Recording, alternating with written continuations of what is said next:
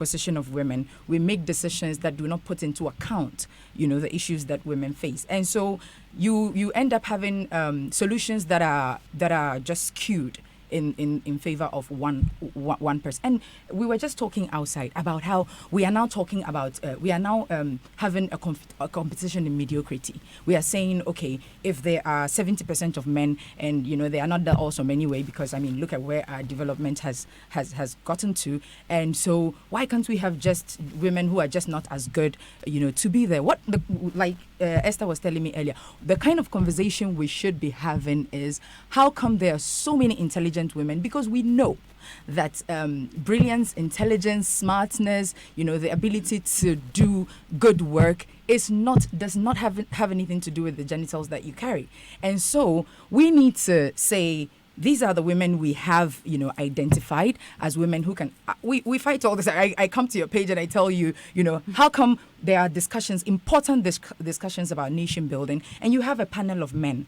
What does that is? It takes away the position of a particular group of people from the discussion. I'm glad you brought that up, because I get very upset with women when it comes to issues like this. No, I'm serious. I'm sitting in this seat as the host of the Super Morning Show for now, until Daniel comes back. I am working with my producers. We're trying to get women to come and speak. If we're talking about Newsfile, for example, I see Sami Odame every weekend reaching out. He'll call 4 women, 5 women, 6 women. I don't want to speak.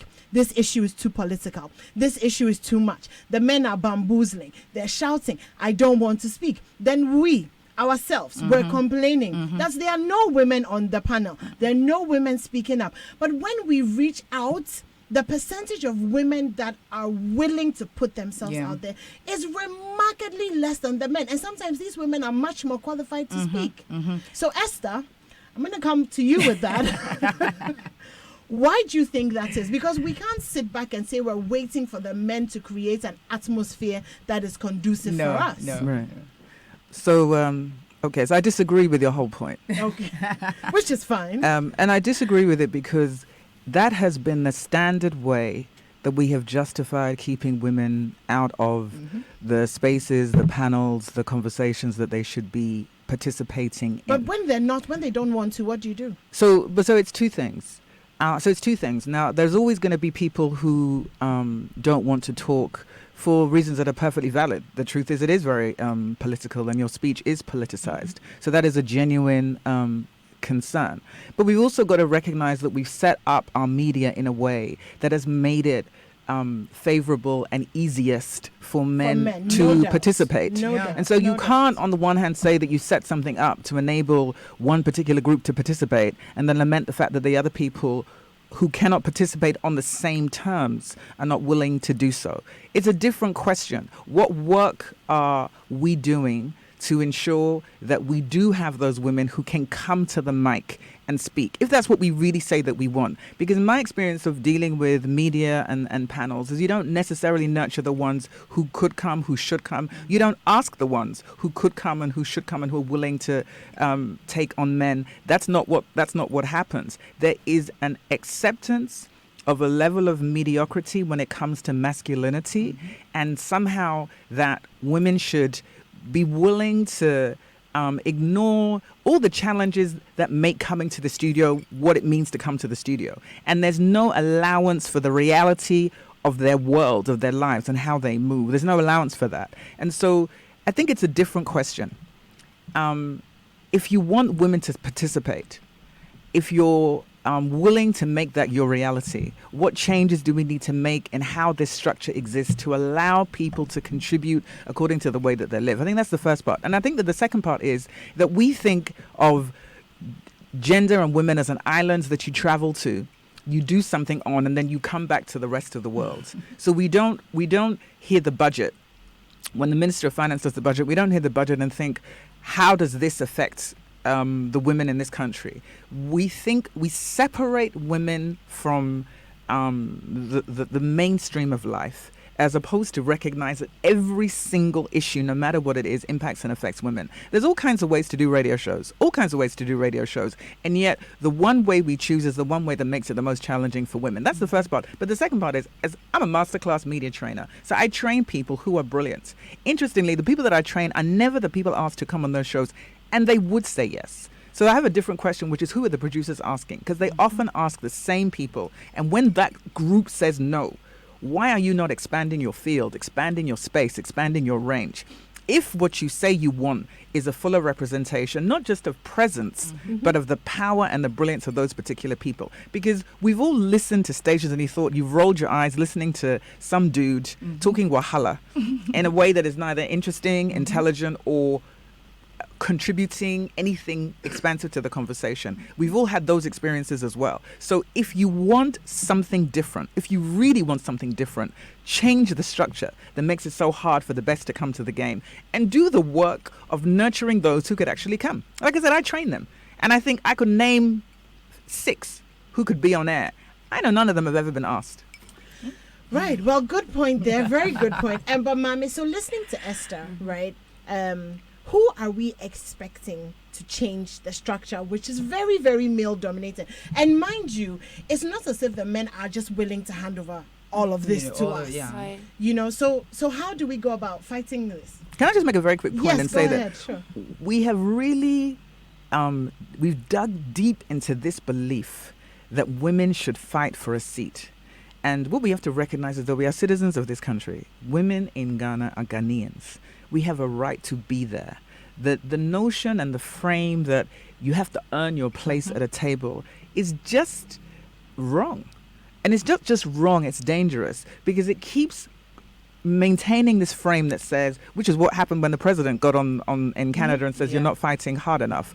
If women are 52% of the population, the men are 48. When have you ever heard anybody ever say, at the 48%, where is your dynamism? Why aren't you fighting harder to be at this table or this table at this table? We have to acknowledge that as citizens, you have the right to the best representation that allows you to fulfill the best part of your life, the best purpose of your life. And as long as we keep only framing this in terms of how much harder could we fight, should we fight, we will continue to walk down the path of fight harder to get a tiny crumb. Right. As opposed to attack the structure that says you should have to fight in the first place. Okay. So I hear you.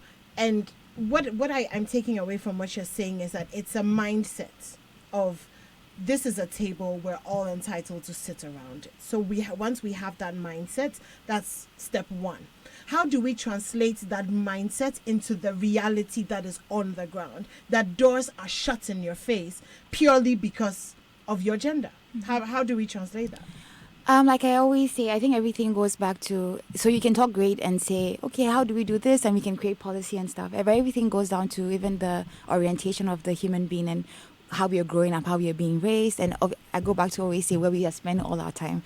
I look at there's this Queen Candace. Okay, so she's a one-eyed queen from the Kushite queen who fought the Roman Empire just with one eye. We have Queen Nzinga from Angola. We have all of these things that we know about women doing. I have this simple belief that about light, and it comes from my Christian belief. But if you're a light and you're shining, no one can dim your light. If you're shining the best way you can. I even feel like the few women who get the door open for them, when they get there, shine so bright that it doesn't give anyone a reason to question. Because let's say, for example, as a black person, I know what it was like to be in school, people judging you because you're black, that you're not smart enough. I had to work twice as hard.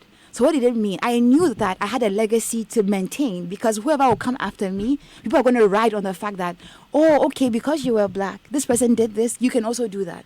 Obama or Michelle Obama, what they've done has paved the way for other people. When you are given a position, when we as women, the few people who get to wherever they get to, we need to shine so bright. I don't even believe in fighting for certain things in life. I feel like, the best fight you have in life is against your own self, against the element of fear that prevents you from going to places that you have to go to. That was my message of motivation. Yeah, I mean, like all the things that scare you. I go into groups and then people think, oh, why are you always talking about history, politics, science? You're a woman, like it's boring.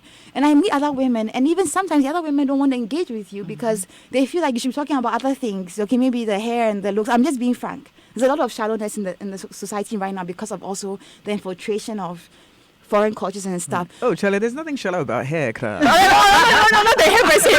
I'm so sorry, not the hair, but I mean just the idea of like. Cat's her hair. I'm so sorry. I'm just joking. Yeah, exactly, but the element of like, you know how women should look and stuff, and sometimes you end up groups and you're having deep conversations about space and stuff, and someone's thinking, oh, what the hell are you talking about? They're bored.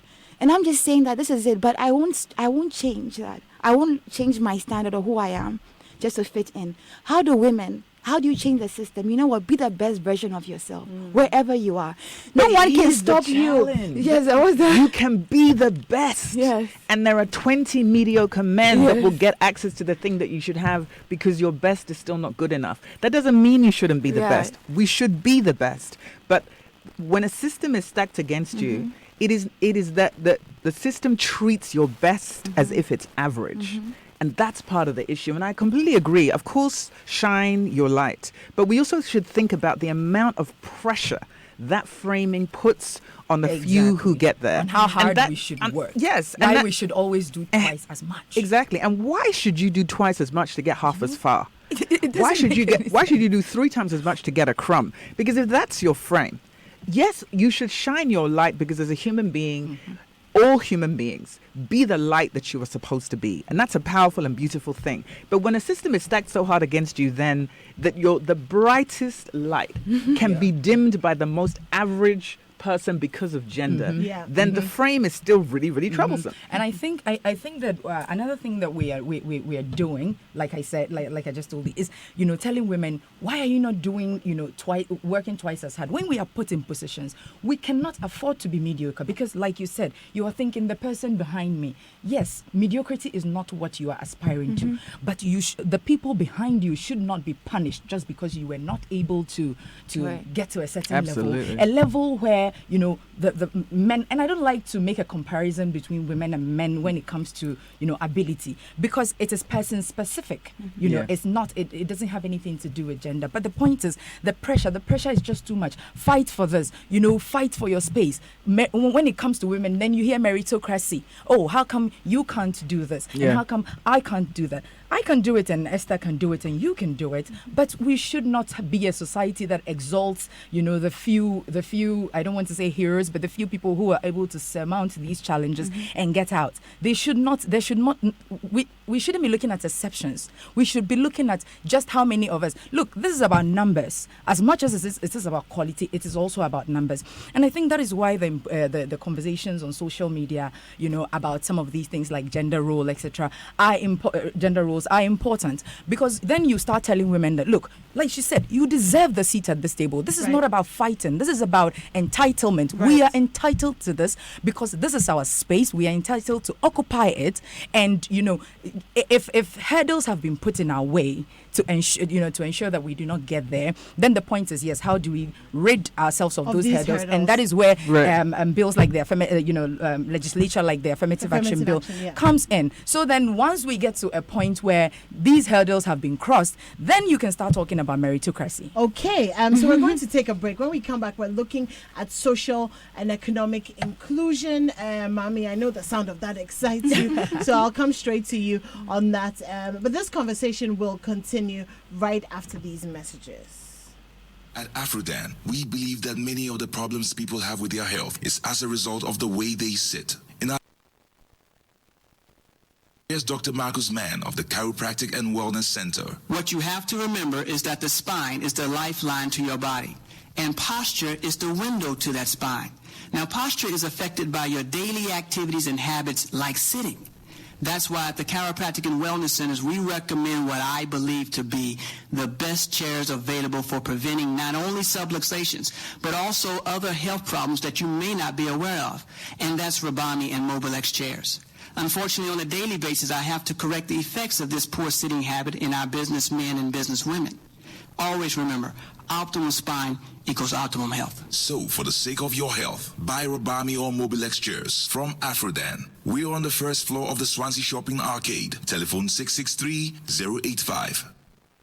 Daddy, I bet you enjoyed your trip abroad. Oh, yes. It was worth every peso, and the experience was breathtaking. The beautiful environment, the culture, and the food. Oh, my. Until I got terribly sick. Perhaps from eating too many new dishes. But you know, thanks to my Glyco travel insurance policy, all my medical bills were paid for the 3 days that I was on admission. Really? Glyco travel insurance policy? Yes, my dear. Glyco travel insurance is the best. Look, it covers medical and emergency services, personal assistance services, emergency return home, personal liability such as legal defense fee, loss of baggage, personal accidents, trip cancellation, or even delayed departure. And even these are the ones I remember off my head. Yes, Glyco Travel Insurance has a worldwide cover and widely accepted by embassies, both Shenzhen and non-Shenzhen. Visit any of our Glyco offices nationwide or call 020-422-113 or 055-5305-547 for ready assistance from our experienced support team. Be safe, travel protected, and have a peace of mind. Glyco, we cushion you for life.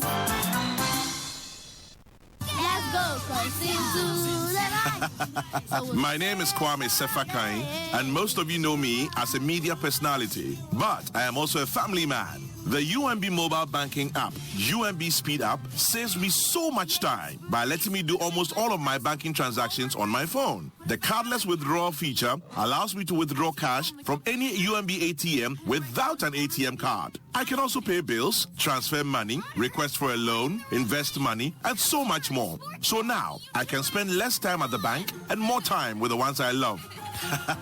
Bank anywhere and anytime with a UMB mobile banking app, UMB Speed App, and get the time to do what you love most. Download the UMB Speed App from your Android, iOS, or Windows phone today. Call 0302-633-988 for more information. UMB Speed App, Digibank, let's go! Okay, our last caller for Chirewajin on Radio Ghana about 56.7 FM is on the line. Hello, you have 30 seconds. Chirewajin. Hey, Mr. Presenter, yes. I don't understand how I take out my own money to buy credit. My own money, oh. Then when I buy it, the people say I have to use it by a certain time. Otherwise, they will take it away. I mean, how? If I buy it, then I should be able to keep it as long as I want. Abrabona, you trying to say at the end, it's only expiry. It's not all of us who can call. All right, thank you. Expiry is a very serious issue. Now, let's take a message from our sponsors. Tired of expiry on your calls? Switch to Airtel Tigo. Get Fuse, the only call and data bundle with no expiry. So time no be problem. Call all networks and browse with Airtel Tigo Fuse. Dial *567# to bundle. Airtel Tigo. Life is simple.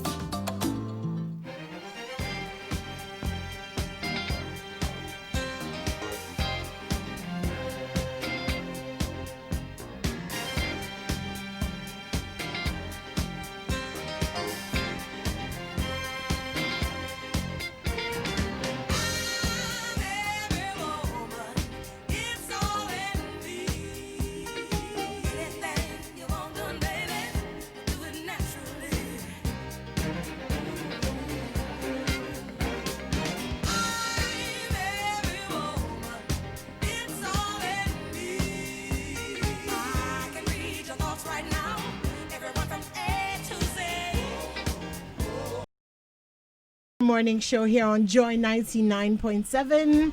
And if I sound a little bit more excited than usual, it's because I'm in the company of greatness. It's an amazing morning having my beautiful sisters here with me in the studio. I have Esther, Mami, and Rashida, and we're talking about gender inclusion, and really we're moving the conversation away from the start. So we're talking about how we're going to make it happen now and what it will take for us to make it happen. So, Mami, I want to talk about social and economic inclusion. And sometimes this is so basic for us as women, because sometimes your ability to be included in a workforce or included on a management level, sometimes the thing that decides is who will take care of my child. That's so true. You know, or base things that should not be conversations, you know, and so many times, even in my experience, I speak to women, you know, sometimes it's come on the show, or sometimes can you do this? And the first concern is, Who will watch the kids? You know, I brought my kids here. You brought them? Oh gosh! You know who would? Exactly. I have never spoken to a man and asked him to do something where he has said, "Let me figure out childcare," or "Let me figure out this." And so we talk about economic inclusion, and we know that we bring so much, because even in the non-formal sector and the things that you can't measure, and women are hawking, women are in the market, women are doing everything. Yeah. How do we begin to create that space? I mean, on a policy level, on a mindset level, of really just giving women that power. Okay, I would even say this, like how we're talking about on the management level in a company, men can have meetings up till late in the night and they're not mind, and the woman has to think of, hey, I have to go and take care of the kids. But if you think about it right now, there's a big discussion going on about the fact that being a father to your child is not you helping the wife, you're being a father. So how do you bring those discussions? And I always say this, look, I'm telling you can create policy, but the mindset element, and the mindset element is transformed first of all in the home and in the church. I say church. I say church because 70% of Ghanaians spend time there. Yeah. And I even feel like we need to bring men into the conversation. How many times do you have programs for men talking about fatherhood, about how men can be great fathers, how they can help their wives? How can they be great husbands? Husbands, exactly. If they have those discussions, because I always feel like it always starts at the bottom, the small areas. Yeah. Sometimes you want to start at the big place. Look at foreign policy and stuff. They make big policies that doesn't trickle down to the ordinary person. Look at where people are spending their time. In those areas, have discussions. Men's group. How can we be better husbands and fathers? You understand? When that happens, even if your wife is in the home and she has a meeting, you're like, I'll fill in for you. It's okay. I'm doing my duty. And you're not filling in doing that. When I even said filling, and the reason I said filling is because maybe he went to work and he came back at 5. Yeah. And then for some reason, because of your management meeting, you need to be away longer. Yeah. It's a 50-50. Sometimes it's 80-20. Yeah. You're balancing the partnership. But I'll even say this, even with the economic element, even the way the global economic system has been designed, they've ignored a lot of African, our informal, call it informal sector, the marketplace and stuff. With the WTO, let me tell you, aside women, even African countries themselves are being marginalized in these discussions. So when you look at the statistics, it's CED or ECD countries, but it's a group of countries, very developed states, that have come up with the stats to determine women's contribution to GDP. And so you think about it, looking at the big companies, the Ernst & Young, the Deloitte, and all of these things. And in Africa, we don't calculate things the way people calculate stuff. And we've never had room to come up with our own system of how we measure stuff. Look at the women who are selling the marketplace, like what women do to contribute. If you mention this, they'll tell you it's informal. Who determines what is informal? And what is formal? What is formal? It's an international system. And so even Africa itself has not even found an authentic way to even define themselves, to define their political system, to define the economic system. And can I just say the last thing? I did trade law. And you think about it, people who go and represent Ghana, the WTO, or the African states, the people who go there, they don't even know, half of the time, they don't even have a voice. They know what they're saying because of the long documents that have been written. But go to the market and see negotiations. African states, we don't negotiate properly. It's not a joke. It's not. But see the African women, money in if you send a Makola woman to WTO, just because she's a Makola woman, she can't represent. She can't sit there. Yeah. Who determines that? But if it was another big country, they will send whoever they wanted to. They will have to listen, whether she spoke English or not, and you translate. You translate. Yeah. Thank you. That is why it's a lack of respect. And one of the cancers that we live with is that we have defined economy on someone else's terms. And we don't think about how we actually live. So that African economies have never been about multinationals and corporations. That's actually not even how our economies work. Exactly. But as you said, when you're dancing to the tune of someone else's definition of how you should live, then the structures that you create that best suit you, your families, your communities, your society, and your nation can be marginalized or trivialized or minimalized. They can just be disregarded and denigrated, and that is what happens. Because even the notion of those times, I've never understood the notion of informal versus formal sector. It's a sector. It's a sector that had different elements to it. But the notion of how we define economy as it relates to women is to negate the importance and the power of what they contribute. That point you make about Makola market women. I remember doing a teaching course at a university, and there were 3 amazing young women, all interested in maths and science. And their interest in maths and science was because they were the children of traders. And they used to go with their mothers and witness their mothers negotiating prices, selling things, and doing on-the-spot mental calculation across currencies. So if you had a car with international people, they would bounce between then dollars, then this, in order to get you a price. And the speed at which they did it taught their daughters to fall in love with maths. Now they're sitting in a university doing maths and thinking, how is it that my mother, who taught me to understand that maths is a language, her teaching, her ability and her brilliance is not reflected anywhere in this tertiary institution. So we disconnect the ways in which women craft an economy for the way we live, and we adopt what white men define as economy: big multinationals, big corporations, suits, V8, air conditioning, and that's how we define economy. And those definitions do not serve our future and our democracy and our progress. But they also then speak to how we lead, because our leadership style is always about counting according to somebody else's numbers. And as long as you're counting, it's like you're counting in Shui, but the numbers are in French. And so it's like there's a consistent disconnect. So the question is, it goes back to when brilliance is on the table, what would change? If you had brilliant women who said, but this is simply not how we live. It's just not the best system for us. So it doesn't serve us to be included in this way. What would we change to make this better for how we actually live? And then allow what we define as the informal sector, which we should stop saying, frankly, to thrive, so that the progress that they could make and the way that they could impact the economy, we could all actually feel on a real level. Because discounting those women is to actually discount our own possibility, our own progress. And that is part of what you do when you gender people, even with children. A girl child negotiating through school has to deal with the challenge of men who've been taught that girls' bodies are available to them to do whatever they want. And so there are multiple hurdles they have to carry over, which is not to negate boys too are also targeted for sexual assault and abuse. But then the nature of the research shows that age 13, girls particularly become vulnerable to sexual advances, sexual abuse by grown men.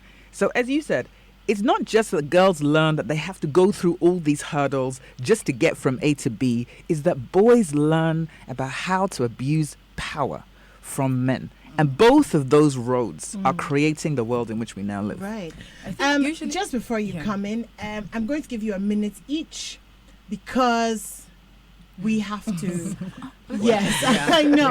Yeah. But hang on. So my final question, so you can say what you want to say and then answer the question from me. My final question, what will be your verdict? Gender inclusion in Ghana, have we progressed or have we regressed? Okay, I think that we need to continue having the conversation about how depriving women of opportunities is costing us as a nation, as a continent, and yes, obviously, usually when we start talking about gender inclusion, we hear, "Oh, who's stopping you? Oh, who has told you you can't do it?" We do that not putting into account the lived realities of women in this country. So I'll give you an example. There was once, when I decided to get out of the house and get a job, I was told, "Okay, you can go as long as you get back by 4, to cook." And so, tell me what job you are going to go. Like, how do you even go to an interview and say, "I'm sorry, I want to, come and work with you, but can I close at 4?" And, there were times when I would be at work and, he would show up, the person I was married to would show up and say, "It's time for us to go home. Can we go home?" How do you even work with that kind of, and we spoke about childcare. Men are not doing their jobs, gender roles, and that is why people think we're having conversations about gender roles just to rile up people or ruffle feathers. No, we are talking about gender roles to get to a point where men understand that this is not a favor you are doing women. This is your job. The act of bringing a child out of your body in itself, I think it is a job that, it is if there was a percentage, you would have actually already, crossed it. The rest of it, it is a shared responsibility. Daddies don't babysit. No, you father you parent. That is what you do, just like we mother and we parent. So I think that if we get to a point where gender roles are no longer a problem, then women can actually get out there to be the best versions of themselves. And you have people, sometimes before you hire someone, she tells you, oh, I need to speak to my husband, or yes, it's fine to talk about. But people get opportunities and they say, no, my husband said I shouldn't go. And so before, I used to have a lot of women who worked with me. And every time they come to work looking somber and wanted to talk to me, I knew what it was about. Because my husband says I should quit the job, or my husband says I come too late and so I should quit the job, or I leave the house too early. These hurdles are real. These problems are real. We are not making them up. We are not imagining them. If a society is excluding its women from economic opportunities, and that is why women make up some of the poorest people in any country. Yeah. Because you are not allowed to live to your full potential. There's so many, and they tell us, who is stopping you? What do you mean, who is stopping me? There are all these closed doors in my face. So what's your verdict? The verdict is obviously a lot of work is going into it. Tomorrow there's going to be an affirmative action walk. We all hope to be there and hear what the message is. The verdict is not, we are not getting anywhere, to be honest with you. There are parts of it that is going very well. Girl enrollment in schools, participation of women. Now the numbers are increasing in leadership positions. That is not, like I said, we should not be talking about the 1 incidences that are, situations that are going well. We should be talking about the bigger picture. The bigger picture is we are doing the job, we are not getting the results. Okay. So it's not something we can measure, because Esther and I can sit here and say we are being included. We can say that it's going well. Are we from our position of privilege? Are we then speaking for everyone? Are we speaking for all girls in Ghana if we say that women are being included? I'm very wary of giving numbers to things. Giving percentages to things. Oh, we are doing 10% well. We are doing 20% well. No, I don't think so. I think that until it gets to a point where we are all included, I don't think we can claim victory. Okay, Mami, in 20 seconds. Have you progressed? Have you not progressed? Yes, we haven't progressed, because it's like if you're on a boat and if you're on any water body, you're using a boat or you're using a speedboat. Okay, based on the system that we were once on a speedboat in the African culture. Women have always been there. We're on a canoe. We're on a canoe and we can't go far. So let's go back to our history and enforce that we've always been strong women, and men have always valued women in the society. Let's just go back to what our social norms were, and we'll move forward. Okay, Esther, 20 seconds. There is no verdict when you're aspiring to build a nation and the brilliance of your contribution is marginalized or minimalized. So you don't have a verdict.